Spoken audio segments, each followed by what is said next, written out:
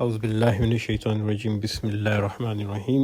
آج انشاءاللہ تعالی ہم سورہ الفیل کی تلاوت اور تفسیر کریں گے، اور یہ قرآن مجید کی 105ویں صورت ہے۔ اس سورہ میں ایک واقعہ ہے جس میں ہاتھیوں کی ایک فوج کے ساتھ حملہ کیا گیا مکہ کے اوپر، اور اس کو معجزاتی طور پہ اللہ تعالیٰ نے تباہ و برباد کر دیا۔ اور اس میں ہم دیکھیں گے انشاءاللہ کہ کتنی حقیقت ہے اور کیا کیا اس کے اندر تاریخی اور سائنسی شواہد ہیں کہ کیا ایسا ممکن ہو سکتا ہے یا نہیں۔ کہانی بہت دلچسپ ہے، بچوں میں بہت پسند کی جاتی ہے، اور میں گزارش کروں گا کہ بچوں کے ساتھ اس کو ضرور سنیے گا انشاءاللہ۔ تو اللہ کے نام سے شروع کرتے ہیں۔ بسم اللہ الرحمن الرحیم۔ الم تر کیف فعل ربک باصحاب الفیل۔ تم نے دیکھا نہیں کہ تمہارے رب نے ہاتھی والوں کے ساتھ کیا کیا؟ بظاہر تو ترجمہ بالکل سیدھا سادہ ہے، لیکن اس پہ غور کیجیے گا۔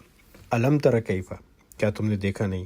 فعل ربک، اب اردو زبان میں ہم ترجمہ کریں گے تو کہیں گے کیا کیا۔ فعل کا مطلب ہے کچھ کرنا، لیکن عربی زبان میں کچھ کرنے کے لیے مختلف الفاظ ہوتے ہیں۔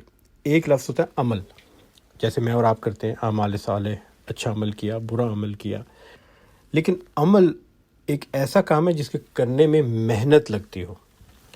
اس کے مقابلے میں فعل جو ہے وہ ایک ایسا کام ہے جس کے کرنے میں کوئی محنت نہ لگتی ہو۔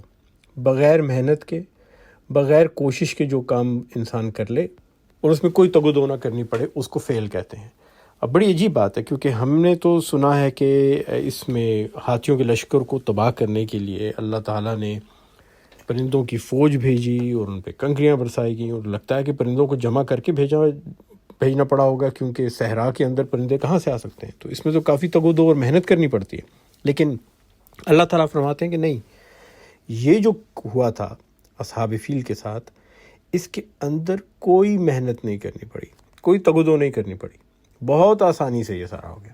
اور یہ آگے چل کے ہم دیکھیں گے کہ اس میں کیا معجزہ اور کیا سائنسی حقیقت ہے کہ یہ اتنی آسانی سے کیسے ہو گیا واقعہ۔ اور یہاں پر اللہ تعالیٰ ان کو کہتے ہیں اصحاب الفیل۔ اصحاب الفیل کا مطلب ہے ہاتھی والے۔ اصحاب جیسے ہم کہتے ہیں صحابی، نبی پاک صلی اللہ علیہ وسلم کے ساتھیوں کو صحابی کہتے ہیں۔ تو ذرا غور کیجئے کہ جب آپ کسی کو صحابی یا اصحاب کہتے ہیں تو جس کے وہ ساتھ ہوں اس کا مرتبہ بلند ہے اور ان کا مرتبہ کم ہے۔ جس طرح نبی پاک صلی اللہ علیہ وسلم کے صحابیوں کا مرتبہ کم ہے نبی پاک صلی اللہ علیہ وسلم کی ذات سے، ہم کہتے ہیں اصحاب الرسول، نبی پاک صلی اللہ علیہ وسلم کے صحابی ہیں۔ تو ان کو کہا ہے اصحاب الفیل، یعنی ہاتھی سے ان کا رتبہ کم ہے، اور ہاتھی جو ہے اس کا رتبہ بلند ہے۔ اور آگے چل کے آپ کو پتہ چلے گا کہ کیوں اللہ تعالیٰ نے ایسا کہا، اور اس واقعے میں ہمیں سمجھ آئے گی کہ ہاتھی کو زیادہ سمجھدار اور زیادہ رتبے والا کیوں قرار دیا گیا۔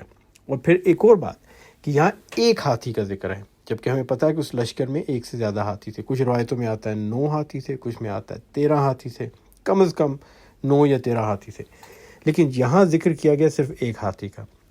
اور اس کی وجہ یہ ہے کہ ان ہاتھیوں میں سب سے بڑا ہاتھی جو تھا نا، وہ فوج کے آگے چلتا تھا۔ وہ شاید اپنے زمانے کا اور شاید دنیا کا سب سے بڑا ہاتھی تھا۔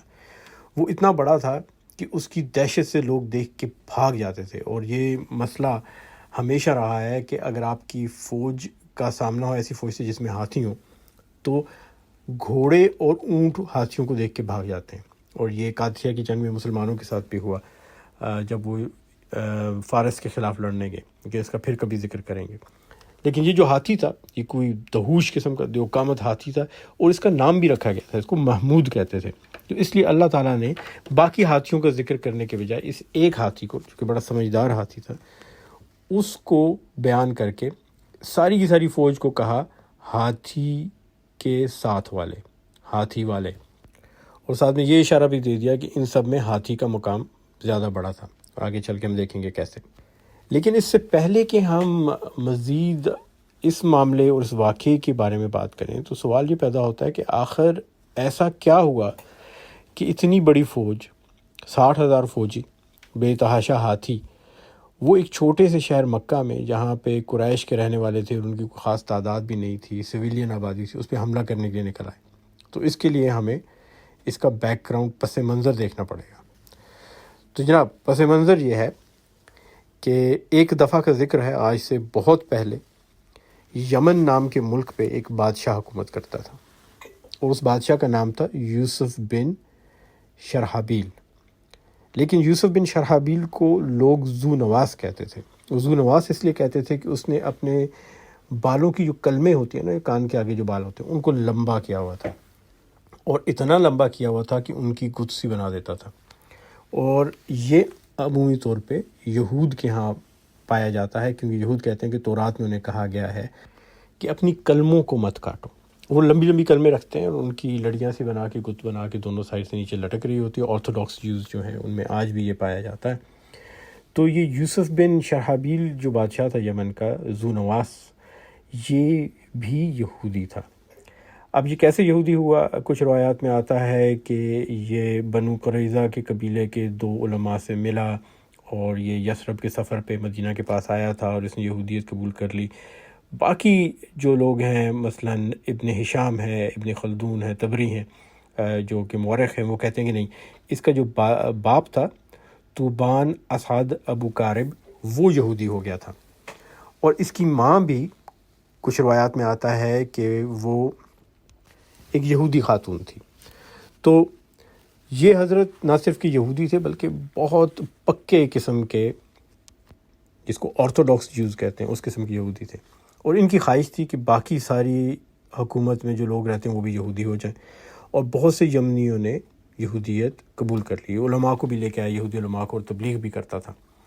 اب اپنے ملک کے ساتھ اس کو یہ شوق بھی پیدا ہوا کہ نجران کا جو علاقہ ہے عرب کا، وہاں پر حملہ کر کے وہاں کے عیسائیوں کو، جو بہت بڑی تعداد میں وہاں کے لوگ عیسائی تھے، ان کو بھی یہودی کرے.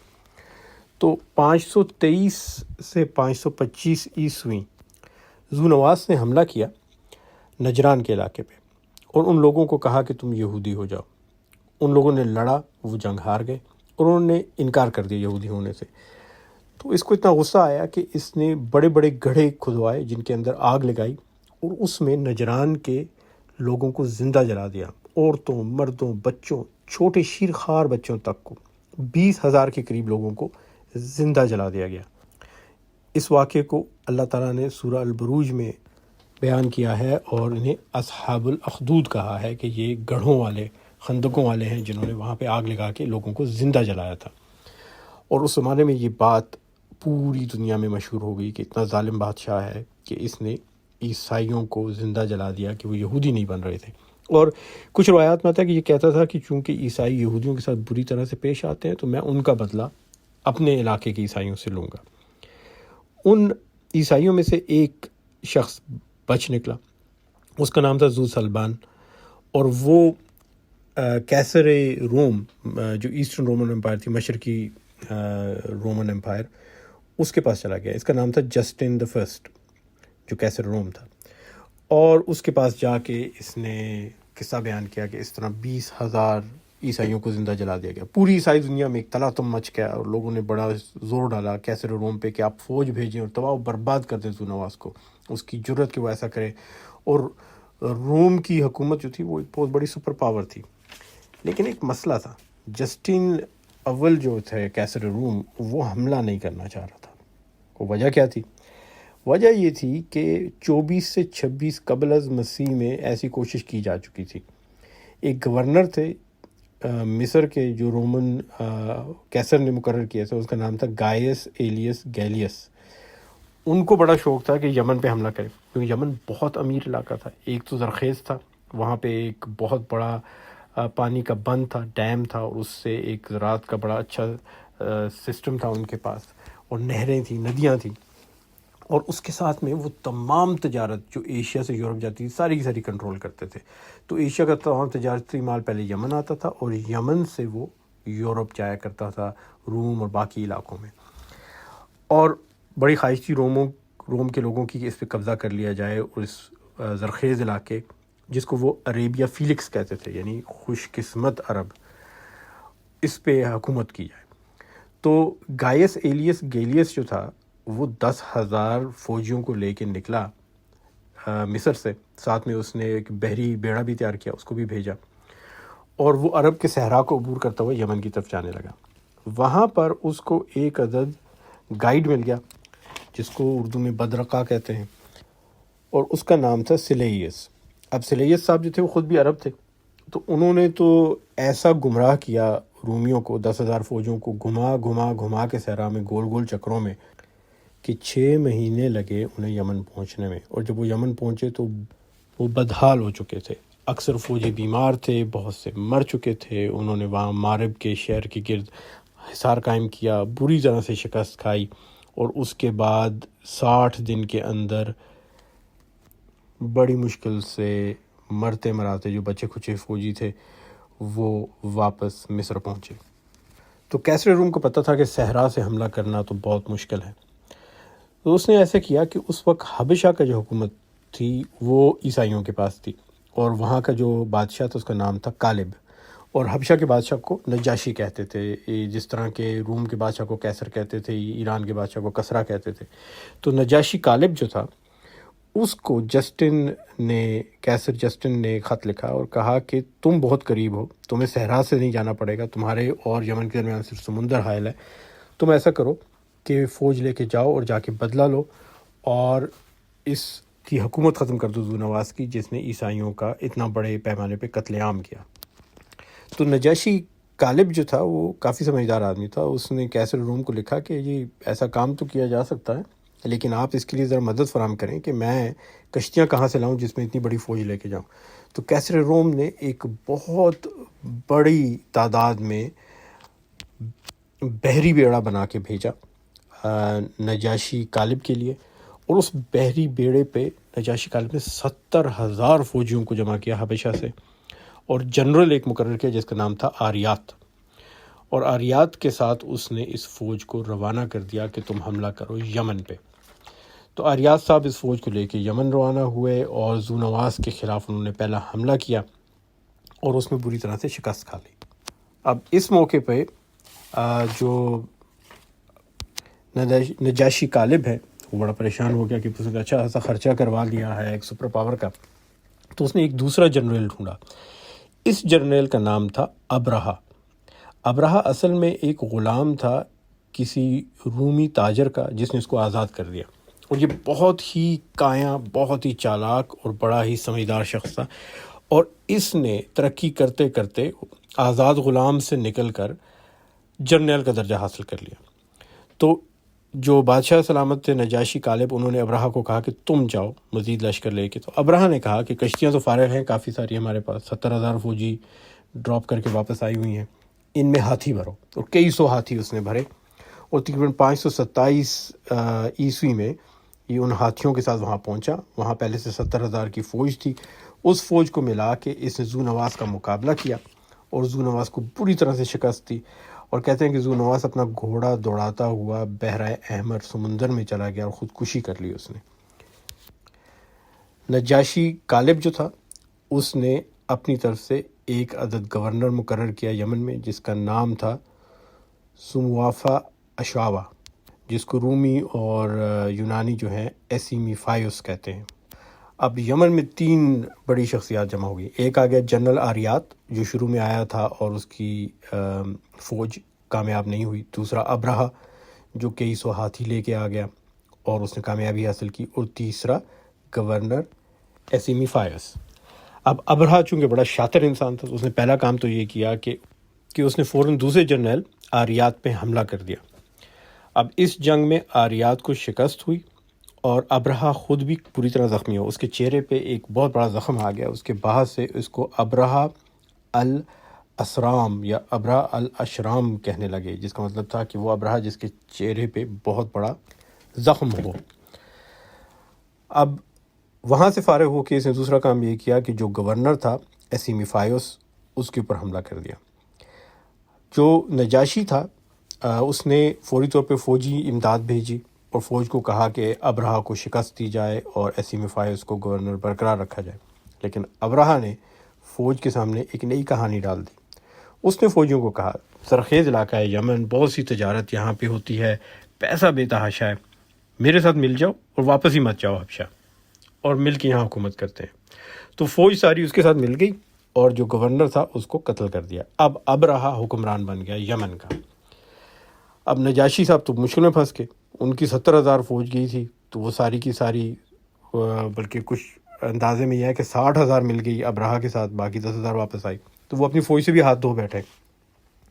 اس موقع پہ ابرہا نے ایک بڑی چالاکی کی اور اس نے نجاشی کو کہا کہ اگر آپ مجھے گورنر رہنے دیں تو میں آپ کو تھوڑا سا خراج بھیج دیا کروں گا سال کا، لیکن حکومت میں اپنی مرضی سے کروں گا۔ تو نجاشی راضی ہو گئے۔ اس طرح ابرہا یمن کا بادشاہ بن گیا۔ اب بادشاہ بننے کے بعد تقریباً 530 عیسوی کا یہ واقعہ ہے، ابرہا نے یمن کے اندر بہت سے اصلاحی کام کرنے شروع کر دیے۔ سب سے پہلے تو اس نے سد مارب کا جو بہت بڑا ڈیم تھا، جو کہ کافی خراب اور پرانا ہو چکا تھا، اس کی مرمت کی۔ اس کے بعد اس نے وہاں کا جو نہری نظام تھا اس کو بہتر کیا، تو یمن کے لوگ اس سے بڑے خوش ہو گئے اور یمن میں بہت خوشحالی پیدا ہوئی، وہاں کی تجارت بھی بہتر ہو گئی اور وہاں کا زراعت کا نظام بھی بہت اچھا ہو گیا۔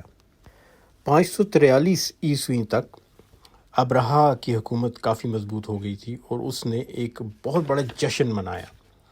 اس جشن میں اس نے دور دور سے لوگوں کو بلایا، اور آج بھی اگر آپ مارب کے علاقے میں جائیں تو جہاں پہ یہ بند ہے سد مارب، وہاں پہ ایک کتبہ لگا ہوا ہے جس کے اوپر یہ پوری کہانی ہے کہ ابرہا نے 543 عیسوی میں روم، فارس، ہیرا اور غسانی بادشاہوں کے سفیروں کو بلا کے بہت بڑی دعوت میں شمولیت کروائی ان سے۔ اب یہ روم اور فارس کا تمہیں پتہ ہے کہاں ہے، ہیرا کا علاقہ بھی اسی علاقے کے گرد نواح میں پایا جاتا ہے، اور جو غسان ہے یہ عربوں کا ایک بہت بڑا قبیلہ تھا جس کے بادشاہ تھے بڑے مشہور، لیکن یہ روم کے ساتھ ماتحت حکمرانی کیا کرتے تھے، اور یہ اردن کے علاقہ جو آج کل ہے فلسطین اردن کا علاقہ، وہاں آج بھی غسانی قبیلے کے لوگ پائے جاتے ہیں۔ تو آپ دیکھیے گا کہ اس نے ان تمام حکومتوں کے ایلچیوں کو بلایا جن کے ساتھ تجارت ہو سکتی تھی، لیکن عرب قریش کو بیچ میں سے نکال دیا۔ اب ایشیا کی ساری تجارت آتی ہے یمن، یمن سے مال جاتا ہے روم اور آگے یورپ کو، درمیان میں ہے قریش، مکہ اور مدینہ والے، جو کہ وہاں سے چیزوں کو لے کے یمن سے جاتے ہیں، اور ابرہا کی کوشش تھی کہ ان کو بیچ میں سے نکال دیا جائے۔ لیکن یہاں ایک مسئلہ تھا، مسئلہ یہ تھا کہ عرب کعبے کی بہت تعظیم کرتے تھے اور قریش کعبے کے متولی تھے، تو قریش جب تک نہ کہتے عربوں نے تجارت چھوڑنی نہیں تھی۔ تو ابرہا نے کہا کہ ایسا کرتے ہیں کہ میں ایک کلیسا بناتا ہوں، بہت بڑا خوبصورت کلیسا صنعا کے مقام پہ، جو کہ اس کا دارالحکومت تھا شمالی یمن میں، اور اس کا نام اس نے رکھا القلیس، جو کہ یونانی لفظ اکلیسا سے نکلا ہے۔ ہمارے ہاں بھی اردو میں کلیسا جو ہے ایکلیسیا سے ہی آیا ہے۔ تو ایک بہت بڑا القلیس نام کا کلیسا بنایا گیا اور بڑا خوبصورت بنایا گیا، اور اس نے عربوں کو کہا کہ تم اپنی بت پرستی چھوڑ کے عیسائی اختیار کرو اور کعبے کے بجائے اس کلیسا میں آؤ۔ لیکن یہ کام کچھ پاپولر نہیں ہوا، کچھ زیادہ اس کو پذیرائی نہیں حاصل ہوئی، اور عربوں نے اور قریش نے وہاں آنا پسند نہیں کیا۔ اس موقع پہ ابرہا نے اعلان کر دیا کہ اب میں حملہ کروں گا اور مکہ مدینہ کو فتح کروں گا اور کعبے کو تباہ و برباد کر دوں گا۔ اس پہ تھوڑے سے اعتراضات بھی پیدا ہوئے کہ یمن کے لوگ کہنے لگے کہ بھئی کیا ضرورت ہے آپ کو جا کے عربوں سے خام خواہ جو ہمارے ہم نسل ہیں ان سے جا کے مڈبھیر کرنے کی۔ تو یہاں ایک واقعہ ہوا جس سے لوگوں کی سوچ بدل گئی۔ واقعہ یہ ہوا کہ مشہور ہوا کہ قریش کے چند نوجوان آئے ہیں اور انہوں نے اس القلیس کلیسا میں جا کر آگ لگانے کی کوشش کی، یہ شاید آگ لگا دی، اور وہاں پہ جا کے انہوں نے اس کی بے حرمتی بھی کی اور واپس بھاگ گئے مکہ۔ اب لوگوں کے اندر غصہ پیدا ہو گیا کہ ہمارے معبد خانے کی، کلیسا کی، ہماری مذہبی جگہ کی توہین کی، اسے جلانے کی کوشش کی اور آگ بھی لگائی، اور واپس بھی بھاگ گئے، اور گئے کہاں؟ مکہ، کیونکہ وہ قریش کے ہیں۔ تو ساری کی ساری یمن کی عوام کھڑی ہوگی کہ ہم تمہارا ساتھ دیں گے، حملہ کرو اور تباہ برباد کر دو قریش کو اور مکہ کو اور کعبے کو۔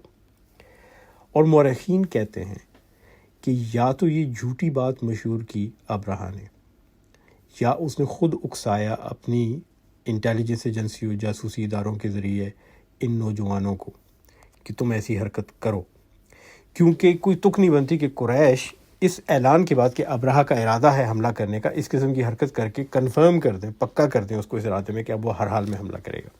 تو یہاں ایک سیاسی چال چلی گئی۔ اصل مقصد کیا تھا کہ کعبہ اور مکہ کو اپنے کنٹرول میں لا کے وہاں کے تجارت کو اپنی کنٹرول میں لے لینا، اس سے ہونے والی آمدن کو حاصل کرنا۔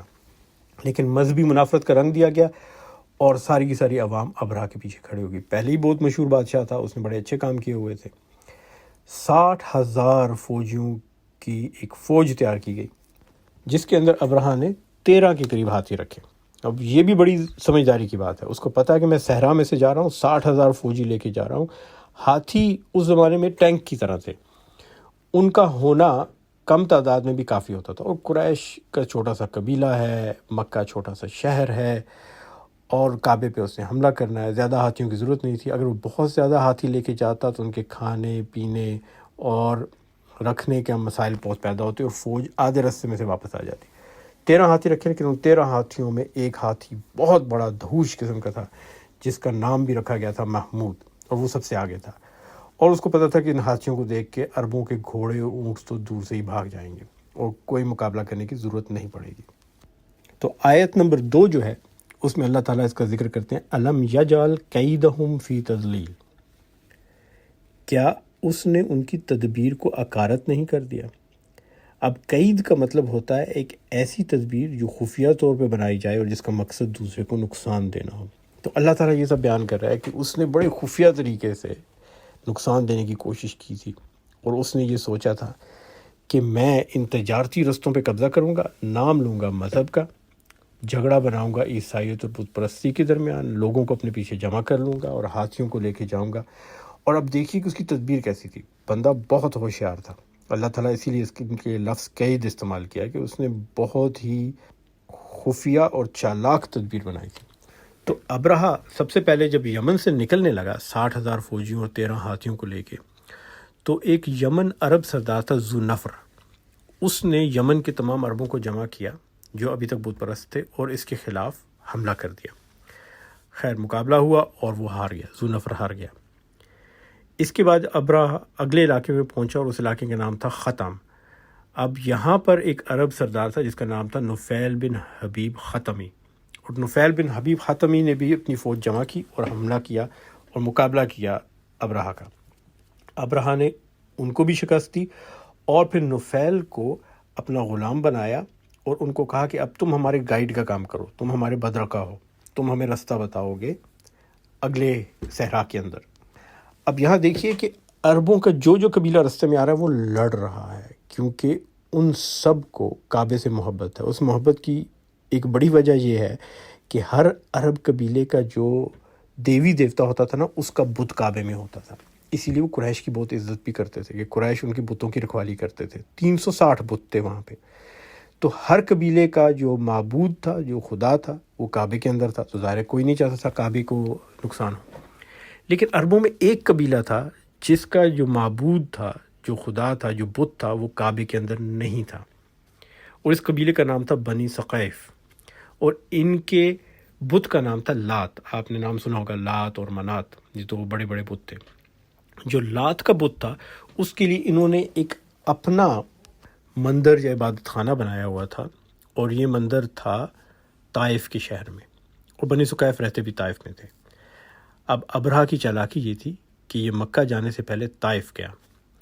طائف جب یہ پہنچا تو بنی ثقیف کے ساتھ رابطہ اس نے کیا. اب وہاں پہ چونکہ زرخیز علاقہ ہے طائف, تو اس کو کھانا پینا, ہاتھیوں کے لیے چارہ, سب کچھ مل گیا.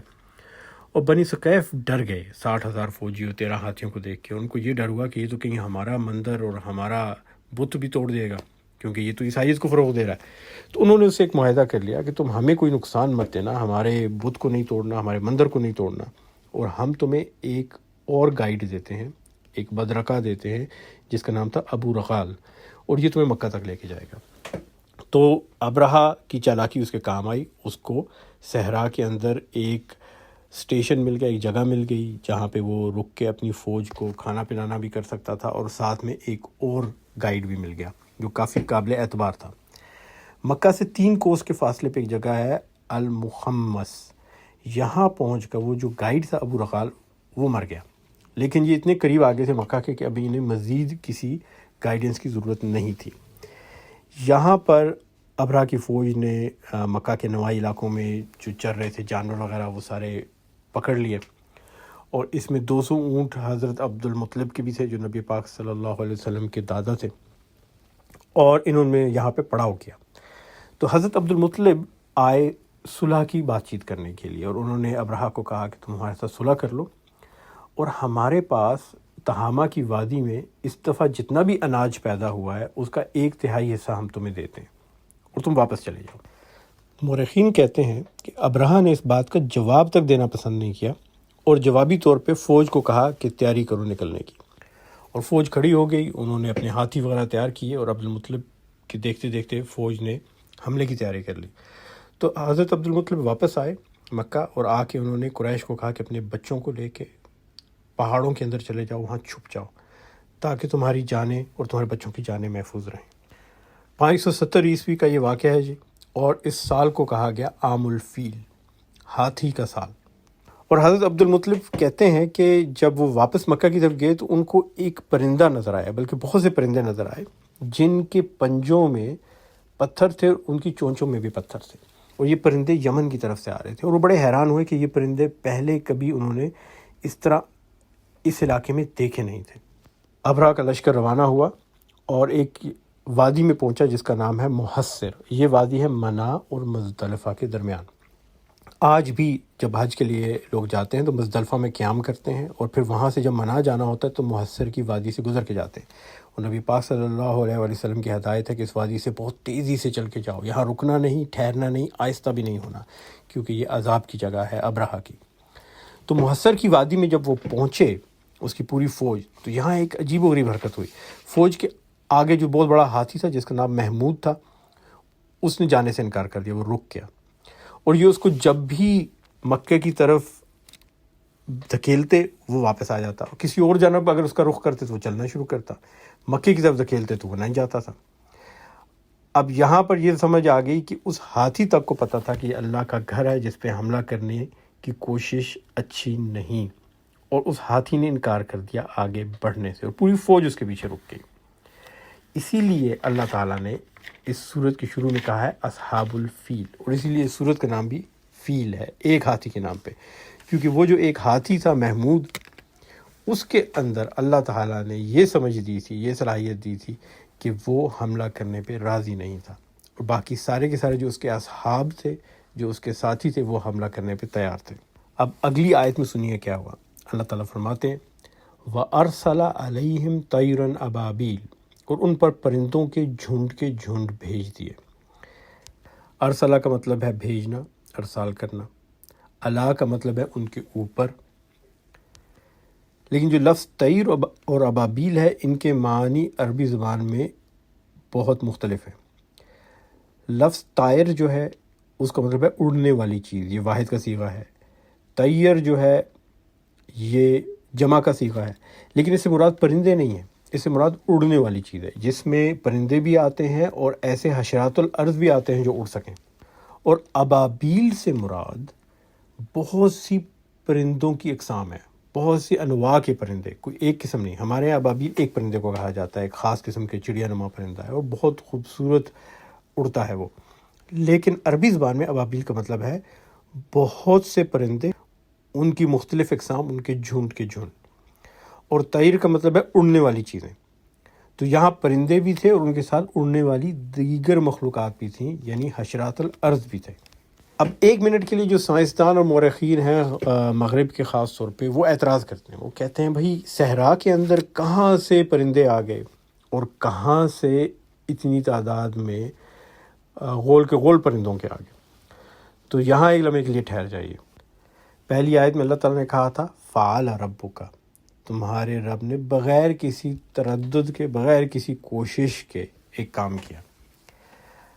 صحرا کے اندر ہر کچھ عرصے بعد بارش ہوتی ہے، عرب کے صحرا میں بھی ایسا ہی ہوتا ہے، اور جب صحرا میں بارش ہو تو گل و گلزار ہو جاتا ہے، ہر طرف گھاس، پودے، پھول کھل جاتے ہیں، اور جب ایسا ہوتا ہے تو جھنڈ کے جھنڈ حشرات الارض کے آتے ہیں، جیسے ٹڈی دل کے لشکر آ جاتے ہیں، اور جب بہت سارے حشرات الارض جمع ہو جائیں تو دور دور سے پرندے انہیں کھانے کے لیے آتے ہیں۔ تو اللہ تعالیٰ نے فرمایا کہ یہ انتظام تو پہلے ہو چکا تھا۔ یاد کیجئے حضرت عبدالمطلب کیا کہتے ہیں کہ تہامہ کی وادی کی جو فصل ہوئی ہے اس سال، اس کا 1/3 لے لو۔ اب صحرا میں فصل کب ہوتی ہے؟ صرف اس وقت جب بہت تیز بارش ہوئی ہو۔ تو اس سال بہت بارش تو اللہ نے پہلے ہی بھیج دی، تہامہ میں فصلیں بھی اگ گئیں، عرب کے گرد و نواح میں بھی گھاس اور پھول کھل گئے، اور بہت سارے کیڑے مکوڑے حشرات الارض بھی آ گئے، اور ساتھ میں پرندے بھی آ گئے۔ تو یہ سب تو اللہ نے پہلے ہی انتظام کر کے رکھے ہے، اسی لیے اللہ تعالیٰ نے کہا فعل ربک، بغیر کسی تردد کے تیرے رب نے یہ کام کر دیا۔ ابرہہ کے لشکر کے آنے سے پہلے اس کے لشکر کی تباہی کا سامان مہیا تھا۔ اب کیا ہوا جب یہ جھنڈ کے جھنڈ پرندوں کے آئے؟ تو اگلی آیت میں آتا ہے ترمیہم بحجارۃ من سجیل، جو ان پر پکی ہوئی مٹی کے پتھر پھینک رہے تھے۔ لفظ سجیل کے دو ماخذ ہیں، ایک تو یہ فارسی زبان کے لفظ سنگ گل سے نکلا ہے، جس کا مطلب ہے کہ ایسے پتھر جو کہ گیلی مٹی سے بنے ہوں۔ دوسرا عربی زبان میں سجیل اور سجین، یہ دونوں الفاظ آتے ہیں کسی لکھی ہوئی چیز کے بارے میں، جیسے تقدیر لکھی ہوتی ہے، اور جیسے قرآن مجید میں آتا ہے کہ جو گناہگار ہیں ان کے اعمال ایک کتاب میں لکھے ہوں گے جس کا نام سجین ہے۔ اور جو لفظ استعمال ہوا ہے ترمیہم، یہ رمی سے آتا ہے۔ رما یا رمات کا مطلب ہے کسی بھی چیز پر نشانہ لگا کے دور سے کچھ پھینکنا، اور ترمیہم کا مطلب ہے لگاتار پھینکنا۔ تو رمات کا مطلب ہے دور سے نشانہ لگا کے کسی چیز پر پھینکنا، اور ترمیہم کا مطلب ہے کہ لگاتار پھینکے جانا۔ تو اس لفظ سے یہ پتہ چلتا ہے کہ بوچھاڑ ہو رہی تھی، کہ بارش ہو رہی تھی اس لشکر پہ، لیکن نشانہ لگا کے ٹکا کے اللہ تعالیٰ کی لکھی ہوئی تقدیر کے مطابق، سجیل کے مطابق پتھر برسائے جا رہے تھے۔ ابن عباس کہتے ہیں کہ جہاں جہاں پر یہ پتھر لگتے تھے وہاں وہاں پہ زخم بنتے تھے اور وہ جگہ سوج جاتی تھی، تو وہاں انفیکشن ہو جاتا تھا۔ اور الواقدی اور محمد ابن اسحاق اور اکرمہ کہتے ہیں کہ اسی زمانے میں عربوں کے اندر اس علاقے میں دو بیماریاں نمودار ہوئیں، ایک سی چیچک جس کو جداری کہتے ہیں، اور دوسری تھی ٹائفس جس کو حسبہ کہتے ہیں۔ اس سے پہلے اس علاقے میں یہ بیماری نہیں آئی تھی۔ اب حسبہ جو ہے اس کا مطلب عربی زبان میں یہ بھی ہے کہ چھوٹے چھوٹے پتھروں سے کسی پہ حملہ کرنا، کیونکہ حسبہ کے اندر، ٹائفس کے اندر جو دانے نکلتے ہیں آپ کی جلد پہ، وہ چھوٹے چھوٹے کنکر کی شکل کے ہوتے ہیں۔ اور حسبہ ایک ایسا موذی مرض ہے جو کہ متعدی ہے، جو پھیلتا ہے، اور اس کی وجہ جو ہے وہ ایک بیکٹیریا ہے جس کا نام ہے ریکیٹسیا، اور یہ پھیلتا ہے چھوٹے چھوٹے کیڑے مکوڑوں کی وجہ سے۔ مثلا اس میں پسو ہو گئے، اس میں جوئیں ہو گئی، اس قسم کے کیڑوں سے یہ پھیلتا ہے۔ اور آپ دیکھیے کہ اللہ تعالیٰ نے جو لفظ استعمال کیا طیرن ابابیل کا، تو اس میں طیر کا لفظ جو استعمال کیا وہ پرندوں اور حشرات الارض دونوں کے لیے استعمال کیا۔ تو پرندے جو ہیں وہ کنکر برسا رہے ہیں بہت دور سے، ترمیہم نشانہ لگا کے دور سے برسا رہے ہیں، اور جیسے ہی وہ ویلاسٹی سے، تیزی سے نیچے آتا ہے، رفتار بڑھتی جاتی ہے، اور جب وہ آ کے ٹکراتا ہے انسان سے تو وہ زخم بناتا ہے۔ اور پھر غول در غول کیڑے مکوڑے اور حشرات الارض ہیں جو اس لشکر پہ حملہ آور ہو رہے ہیں، اور اس کے اندر بیماریاں پھیلا رہے ہیں، اور اس کے اندر چیچک بھی پھیل رہی ہے اور ٹائفس بھی پھیل رہا ہے۔ اور ٹائفس تو ایک ایسا مرض ہے کہ اس نے 1812 میں نپولین کی آرمی کو تباہ کر دیا تھا۔ نپولین کی فوجیں روس سے جب شکست کھا کے لوٹ رہی تھیں تو ٹائفس کی وبا سے زیادہ فوجی مرے اور روسی افواج کے حملے سے کم فوجی مرے۔ اور جب یہ حملہ ہو رہا تھا تو اس وقت ایک شخص محفوظ تھا، اور اس کا نام تھا نفیل بن حبیب حطمی، اور لوگ اس کے پاس بھاگ بھاگ کے آ رہے تھے اور اسے کہہ رہے تھے کہ ہمیں واپسی کا رستہ بتاؤ یمن کا، ہماری جان بچاؤ۔ اور اس نے کہا جن کی تلاش میں اللہ کی ذات ہو ان کے لیے بھاگ کے جانے کی کوئی جگہ نہیں۔ اور نفیل نے اپنے اشعار میں سارے کے سارے واقعے لکھے، اس نے 60,000 فوج کا ذکر بھی کیا، اس نے ہاتھیوں کا ذکر بھی کیا، اس نے محمود کے مڑ کے کعبے کی طرف حملہ نہ کرنے کا بھی ذکر کیا۔ اور دیکھتے ہی دیکھتے اس حملے اور بیماری سے سارے کا سارا لشکر تباہ و برباد ہو گیا۔ فَجَعَلَهُمْ كَعَصْفٍ مَّأْكُولٍ، پھر ان کا یہ حال کر دیا جیسے جانوروں کا کھایا ہوا بھوسا۔ جانور جب جگالی کرتے ہیں اور وہ چبا رہے ہوتے ہیں تو ان کے منہ سے چھوٹے چھوٹے ٹکڑے گھاس کے یا بھوسے کے گرتے ہیں، اس کو معقول کہتے ہیں۔ تو یہ عظیم الشان لشکر تباہ و برباد ہو کے ختم ہو گیا۔ لیکن ابرہہ موقع پہ جاں بھاگ نہیں ہوا۔ ابرہہ کو چیچک بھی ہوئی اور اس کو ٹائفس بھی ہوا، اور وہ کسی طرح سے جان بچاتا ہوا واپس یمن گیا۔ اور جب وہ اپنے دارالخلافہ صنعاء پہنچا تو لوگ اس سے استقبال کے لیے آئے کہ ہم اپنے بادشاہ کو واپس دارالخلافہ میں لے کے جائیں، لیکن جیسے ہی انہیں ابرہہ کو دیکھا کہ اس کا پورا جسم دانوں سے بھرا ہوا ہے اور ایک متعدی مرض میں مبتلا ہے، تو وہ بھاگ گئے۔ اب اس میں بھی اللہ تعالیٰ کی بہت بڑی مصلحت تھی، وہ یہ کہ یمنیوں نے بدلہ لینے کے لیے دوبارہ حملہ ضرور کرنا تھا، لیکن جب انہوں نے ابرہہ کی یہ حالت دیکھی تو وہ سمجھ گئے کہ نہ صرف یہ اللہ کا عذاب ہے بلکہ ایک متعدی مرض پھیلا ہوا ہے، اور اگر ہم دوبارہ حملہ کرنے گئے تو ہمارا بھی یہی انجام ہوگا۔ ابرہہ ایڑیاں رگڑتے رگڑتے اپنے ہی دارالخلافہ کے باہر مرا۔ اس کے مرنے کے بعد اس کے وزیروں نے اس کے بیٹوں کو بادشاہ بنا دیا، لیکن کچھ ہی عرصے میں 570 میں یہ واقعہ ہوا، اور 575 میں سیف بن ذی یزن نام کے ایک یمنی لیڈر نے تمام یمنیوں کو جمع کیا اور فارس کی حکومت سے، ایران کی حکومت سے اس نے مدد مانگی، کسرائے فارس سے۔ تو کسرائے فارس نے صرف 6 جہاز بھیجے، 6 بحری جہاز اور 1000 سپاہی، اور ان 1000 سپاہیوں اور 6 بحری جہازوں کے ساتھ سیف بن ذی یزن نے پوری کی پوری یمن کی حکومت الٹا دی، اس پہ قبضہ کر لیا، اور حبشہ سے آئے ہوئے یہ جتنے بھی حکمران تھے ان کو مار دیا۔ اب دیکھیے 60,000 کی فوج تباہ و برباد کر چکا تھا ابرہہ مکہ کے پاس، تو پیچھے اتنے فوجی نہیں بچے تھے اس کے پاس جو مقابلہ کرتے، اور 1000 فوجیوں کی کمک آئی فارس سے، اور یمنیوں نے اپنے ملک کو آزاد کروا دیا۔ اور دوسری طرف حبشہ کے حکمران کے پاس بھی اب فوج نہیں رہی تھی کہ وہ دوبارہ حملہ کر سکے، اور اس طرح یمن جو تھا حبشہ کے تسلط سے آزاد ہو گیا۔ اور پھر اسی سال میں، جس کو عام الفیل کہا گیا، ہاتھی کا سال، کیونکہ عربوں نے زندگی میں پہلی دفعہ ہاتھی دیکھا اس سال میں، اس واقعے کے 40 یا 50 دن کے بعد نبی پاک صلی اللہ علیہ وآلہ وسلم کی مکہ میں ولادت ہوئی۔